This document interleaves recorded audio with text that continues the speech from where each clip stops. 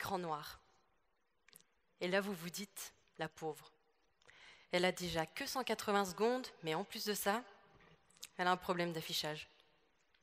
Eh ben non, j'ai bel et bien choisi cet écran noir. Alors, je ne vais pas vous dire que ma thèse ne se résume qu'à ça, mais presque, puisque je vais vous parler du vide.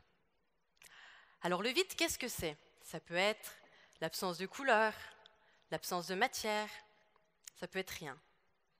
Mais ça peut être aussi un grand blanc, pendant ma thèse en 180 secondes. Mais moi, je vais vous parler du vide en termes de pression. Parce que là, autour de vous, vous avez l'impression d'être entouré de vide.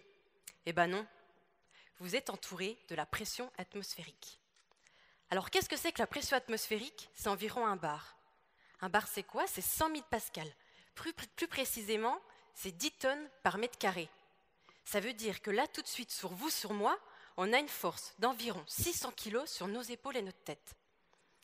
Alors moi, je pense que comme vous devez vous dire que 600 kilos, vous ne les supporteriez pas. Eh bien si. C'est parce qu'à l'intérieur de vous, vous êtes fait de force, de mouvements, de matière qui créent un certain équilibre entre l'extérieur et l'intérieur.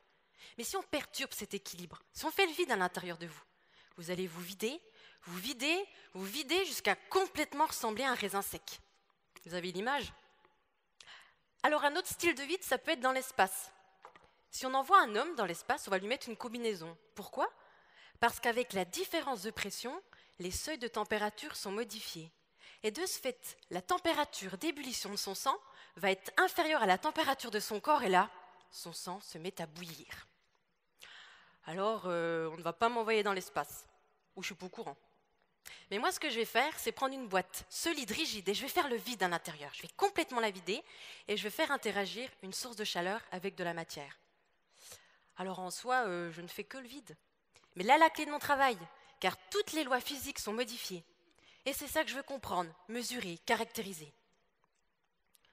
Alors, vous devez vous dire, elle nous parle de vide, après elle nous parle de raisin sec, et maintenant elle nous parle d'espace.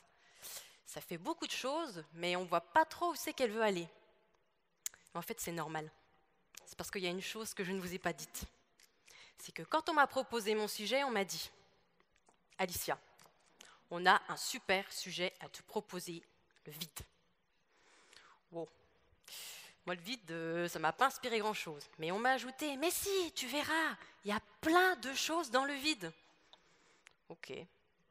Par contre, tout ce que tu vas découvrir, il va falloir que tu le gardes pour toi. Et moi, les secrets, bien, je sais très bien les garder. Merci beaucoup, Alicia.